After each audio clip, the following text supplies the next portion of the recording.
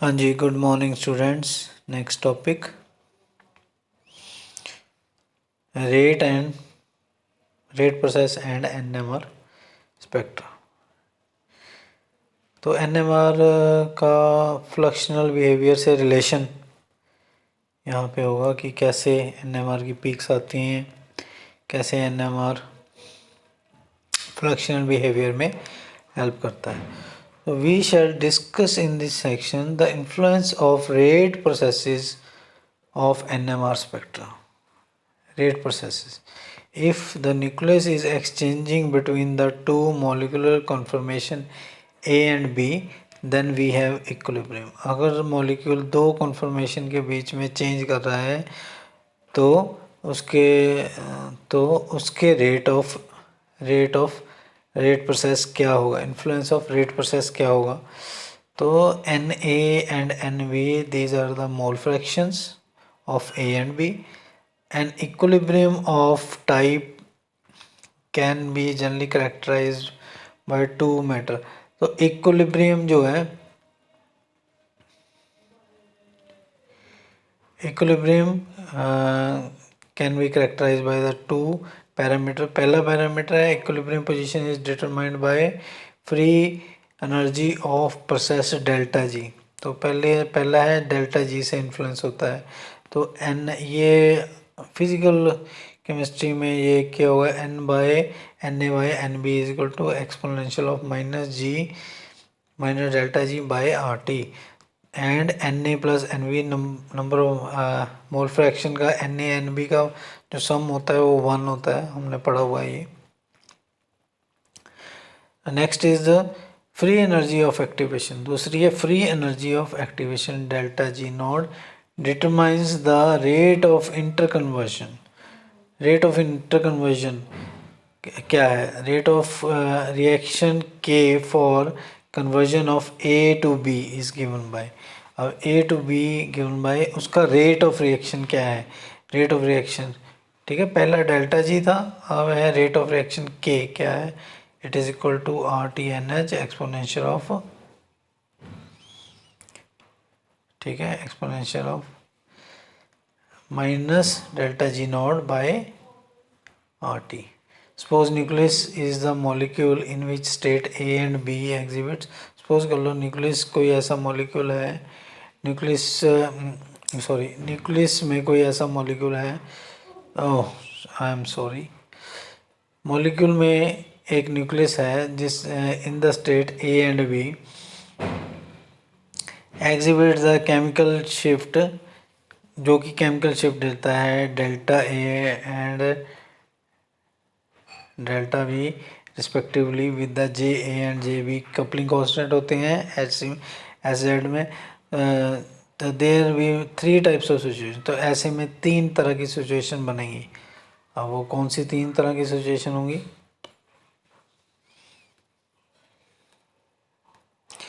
Slow exchange when the rate of interconversion of A and B is slow. जब rate of A और B में जो change आ रहा है वो बहुत स्लो है, at the N M R time scale the two separate signal representing the two non equivalent sites due to separate species A and B are observable at nu A and nu B with the complete constant J A and. तो ऐसे में क्या होता है कि 2 separate signals आते हैं, 2 separate signals representing non equivalent sides. अगर रेट ऑफ एक्सचेंज स्लो है, ए और बी में आराम से टाइम ले रहा है और चेंज हो रहे हैं, तो ऐसे में ए और बी के अलग अलग सिग्नल आएंगे और न्यू बी जे ए जे बी के पे अलग अलग सिग्नल आएंगे, स्लो एक्सचेंज।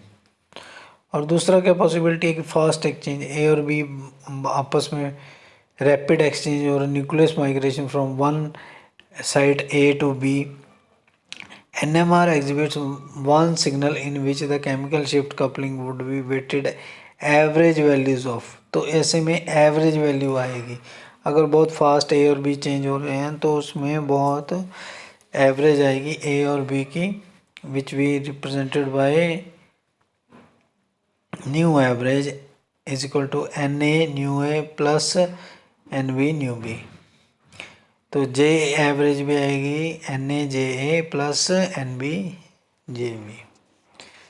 तो इस तरह से सिग्नल आएंगे। तीसरा है इंटरमीडिएट, ठीक है, ना फास्ट ना स्लो, इंटरमीडिएट। तो in this cases broad signals आएंगे। Broad signals are about it may be noted there are certain other factors which कुछ कॉल्ड ब्रॉडनिंग। ब्रॉडनिंग बहुत कारणों से हो सकती है, such as presence of quadrupole nuclei,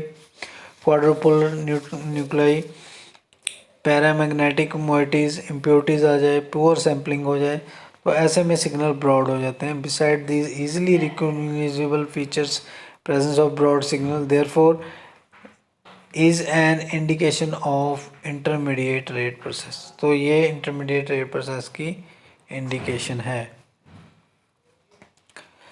तो कंसिडर द सिंपल एग्जांपल जो टाइटेनियम वाला था, which gives the rise in NMR spectrum near the lower temperature limit the two equal intensity signals which collapse. तो इसमें क्या होता है कि लोअर टेम्परेचर पे दो इक्वल इंटेंसिटी सिग्नल्स है कोलैप्स हो जाती हैं। जब टेम्परेचर राइज होता है तो ये दो सिग्नल्स एक में, वन सिग्नल में with no coupling constant present, ठीक है, तो वो एक सिग्नल में चेंज हो जाता है। Two equal signal intensity signals होते हैं, two equal intensity signals which collapse हो जाते हैं कब, ऑन रेजिंग द टेम्परेचर। तो उसमें एक सिग्नल में कोलैप्स हो जाते हैं with no coupling constant. The temperature at which the two signal merge into one is called coalescence temperature, TC, coalescence temperature। यहाँ पे दो सिग्नल एक में मर्ज हो जाएंगे, ठीक है। At this temperature the rate K for exchange between the two uncoupled equally populated site is given by। तो ऐसे में इस टेम्परेचर पे जो रेट है इस इक्वेशन से दिया जाता है। तो ये जानने की ज़रूरत नहीं है कि ये कहाँ से आया है, वो अलग डेरिवेशन होगी, पर K is equal to pi into nu A minus nu B by under square root of 2। तो ये जो nu A minus nu B है is the separation in hertz of two signals in the absence of exchange. Exchange की absence में इनका separation क्या है। Taking the logarithm of both sides in the equation. तो आगे इसी इक्वेशन को लॉगरिथम लेके रीअरेंज करके ये इक्वेशन आ गई। ये करने की ज़रूरत नहीं है, आपको इतना करने की ज़रूरत नहीं है, पर चलो फिर भी लिखा हुआ तो समझाना पड़ेगा। तो substituting k is equal to this, K की वैल्यू यहाँ पे डाल देंगे, तो फिर रीअरेंज करके ये वैल्यू आ जाएगी। Finally converting to log to the base 10, substituting the value of constant, expression जो फाइनल एक्सप्रेशन ये बन गई, ठीक है। पर ये कहीं ज़रूरत नहीं है इसकी आगे। तो आगे आ जाता है some simple examples. Some simple examples of non-rigid molecule in the different coordination geometries.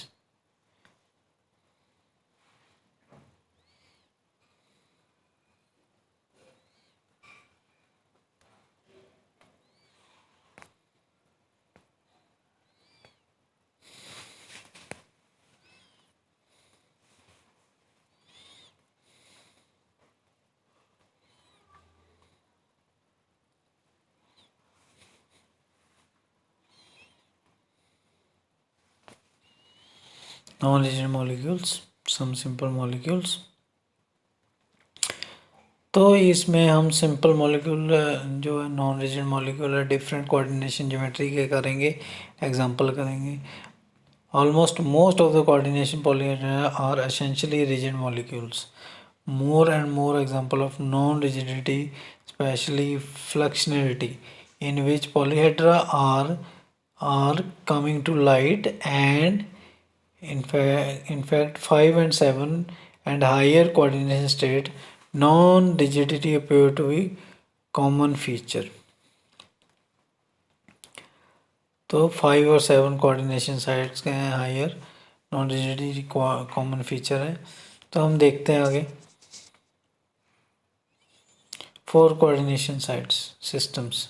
4 coordination system में एक मेटल सेंटर में लगा होता है और 3 लिगेंड लगे होते हैं, तो ये 4 कोऑर्डिनेशन सिस्टम हो गया। तो जैसे अमोनिया हो गया NH3 ये यहाँ पे N लगा हुआ है, ये H लगे हुए हैं, 3 H लगे हुए हैं इस तरह से। तो fluxional in the inversion of pyramidal molecules present by the following features। तो इसमें क्या होता है, ये देखिए कि W इस साइड है, फिर सेंटर में W आ गया, ठीक है, ये बिल्कुल ट्रायंगल की तरह हो गया, और सेंटर में बिल्कुल सेंटर में W अभी ट्रायंगल से बाहर था, इसमें बाहर इस तरह से यहाँ पे बाहर है ट्रायंगल में, फिर ट्रायंगल के इस तरफ जाते हुए सेंटर में आया, W सेंटर में आ गया, और फिर ट्रायंगल को क्रॉस करके दूसरी साइड निकल गया इस तरह से। तो ये हम कहेंगे इन्वर्शन हो गई। तो ये भी एग्जांपल फ्रैक्शनल एग्जांपल में आ जाता है। तो एक्टिवेशन एनर्जी, जो एक्टिवेशन एनर्जी है, activation difference between the energies of planar pyramidal is quite low. इसकी एक्टिवेशन एनर्जी क्वाइट लो है,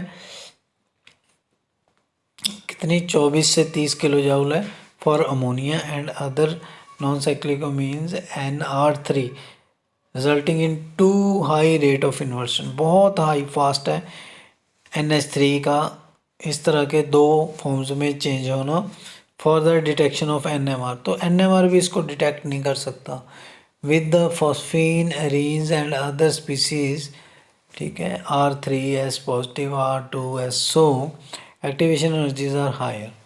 अगर बाकी फॉस्फीन एरीन्स और अदर स्पीसीज एक्टिवेशन एनर्जी 100 के ऊपर है, 100 है, तो इन्वर्शन स्लो हो जाएंगे, slow enough to allow the separation of enantiomers.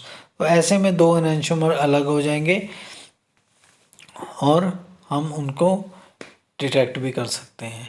Almost 4 coordination transition metal complexes planar tetrahedral fluxional changes are quite common. तो ये क्वाइट कॉमन है 4 वाली ज्योमेट्री में। तो ये एग्जांपल दिए हुए हैं आगे। अच्छा, अब आगे trigonal bipyramidal. In such ways, PF5 FeCO3 fractional behavior was first detected fractional behavior में PF3 और FeCO5 ये मॉलिक्यूल सबसे ज़्यादा है। इसमें F19, F वाले में F19 और C वाले में C13 NMR स्पेक्ट्रा किया गया दोनों मॉलिक्यूल का। Only 1 resonance peak was observed, एक ही पीक आई, इंस्टेड ऑफ 3:2 रेशो आनी चाहिए थी। 3:2 रेशो क्यों? 3 equatorial sides 2 axial sides.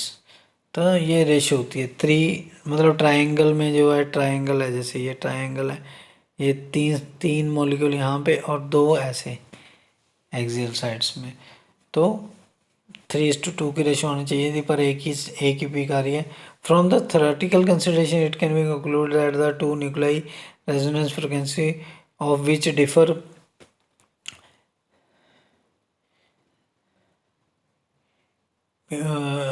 nu1 minus nu2 is equal to nu delta by second change site is a frequency higher than nu1 plus nu2 per second।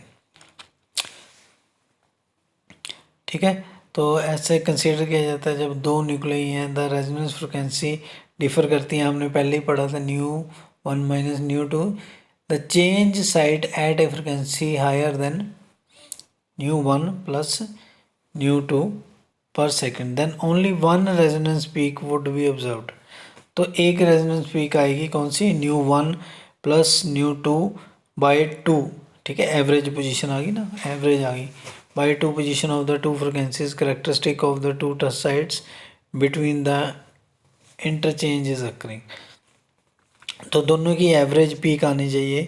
तो होता क्या है, पर in PF5 and FeCO5 does dissociation of bipolar mechanism appears to be ruled out in the view of. तो ये rule out हो गया, ये नहीं, ऐसा नहीं होता. तो all the probability of -1 and one exchange, 1-to-1 exchange in which one equatorial and one axial are involved in each step can not be ruled out. तो ऐसा लग रहा था कि एक एक्सियल और एक इक्वेटोरियल आपस में एक्सचेंज हो रहे हैं. तो available experiment evidence appear in the favour of two processes कि 2 एक्सियल और 2 इक्वेटोरियल लिगेंड्स आपस में एक्सचेंज कर रहे हैं. 1:1 नहीं हो रहा, 2:2. 2 एक्सियल 2 इक्वेटोरियल प्लेन के उससे लिगेंड से एक्सचेंज कर रहे हैं. The most probable mechanism is suggested by Berry pseudo rotation. याद है अगर फर्स्ट ईयर में की थी बैरी सुडो, PF5 का एग्जांपल लेके करते थे. तो ये एक्सियल पोजीशन के हैं, ये इक्वेटोरियल पोजीशन के हैं. F1 और F2 एक्सियल पोजीशन. तो अब क्या होता है, ये फोल्ड हो जाते हैं, इस तरफ आते हैं और थोड़े से फोल्ड हो जाते हैं और ये थोड़े से खुलने लगते हैं. F4 F5 F3 अपनी पोजीशन नहीं छोड़ेगा, F3 अपनी पोजीशन नहीं छोड़ेगा. बाकी चारों जो हैं, ये जो F1 और F2 है इस तरफ आएंगे, F5 और F4 इस तरफ आने शुरू होंगे और एंड में सेंटर में ये इस तरह का स्क्वायर या रेक्टेंगल शेप बनाएंगे और F3 अपनी पोजीशन नहीं छोड़ेगा. फिर उसके बाद क्या है, F1 और F4 और F5 सीधे हो जाएंगे बिल्कुल इस तरह से 180 डिग्री पे और F2 और F1 में 120 डिग्री का एंगल आ जाएगा. तो और पोजीशनें चेंज कर ली उन्होंने अपनी. ठीक है, तो ये देखिए F1 F2 पहले 180 डिग्री पे था, अब F4 F5 180 डिग्री पे. इसको बैरी मैकेनिज्म, बैरी सुडो रोटेशन भी कहा गया है, अगर हमने पढ़ा हुआ है फर्स्ट ईयर में, अगर आपको याद है तो. ठीक है, तो next is the exchange process involve the change from TPP model to SP intermediate by the stimulus closing of the angle. यही जो मैं कह रहा हूँ कि F1P F2 angle 180 degree, opening of F4P F5 angle to from 122 so that both attain the midway value and giving rising to the square set of all the square set बनेगा. जैसे ये मैंने बी में दिखाया square set बना. ठीक है, जैसे मैंने बताया ये स्क्वायर बन गया इनका. F3 अपनी पोजीशन नहीं छोड़ेगा. SP configuration P, SP configuration B could return to the original TPP configuration A and ये या तो वापस भी जा सकता है या फिर आगे जाके न्यू TPP बना सकता है C. ठीक है, molecule have efficiently rotated around F3P axis through 90 degree in the view of apparent rotation. The Berry mechanism is termed as pseudo rotation. ऐसा लगता है मॉलिक्यूल घूम गया पर एक्चुअली में घूमा नहीं, सूडो. इसलिए सूडो मीन्स नकली, सूडो मीन्स जो which is not original, fake. तो सूडो फेक रोटेशन हो जाती है पर रोटेशन नहीं होती, हमें लगता है कि रोटेशन हो गई है. ठीक है, fake rotation. The first ambiguous evidence for the rapid intermolecular arrangement in the penta-coordinate transition complex was reported by Udovich and Clark in 1969 and variable low temperature 19F NMR spectrum of the compound. तो ये F19 NMR किया तो उसमें इस compound का उन्होंने लिया था. Next is the system with coordination 6 और हायर. तो 6 कोऑर्डिनेशन सेंटर. अब क्या 6 और 6 से हायर में octahedral configuration is rather rigid. Octahedral ज़्यादा रिजिड होती है. Fluxional tautomeric rearrangement generally do not occur except through the metal ligand rupture. Metal ligand rupture होता है इसमें. amount of few instances in fluxual has been noticed. पर थोड़े से fluxual behavior होते हैं iron ruthenium complexes with the composition MH2Pr34 where Re and Ru cis trans isomer of formal complexes has separate out. So cis trans isomer of formal complex has separate out well resolved signal at -50 पे cis trans आते हैं but interest and by increasing temperature these broaden and collapse to at 60 degree. अब 60 degree पे आते आते ये signal broad करके collapse कर जाते हैं और शार्प लाइन आती है indicating rapid exchange of two isomeric form. तो इससे ये लगता है कि दोनों आइसोमेरिक फॉर्म रैपिड एक्सचेंज हो रही हैं. ठीक है. For higher coordination sites fluxionality appears to be normal feature. Higher coordination में फ्रैक्शनल नॉर्मल फीचर है ReF7 IF7 ये सारे example appear at the fluxional molecule with the interchange process which has been study by NMR techniques. तो बच्चे आज के लिए इतना ही. ओके.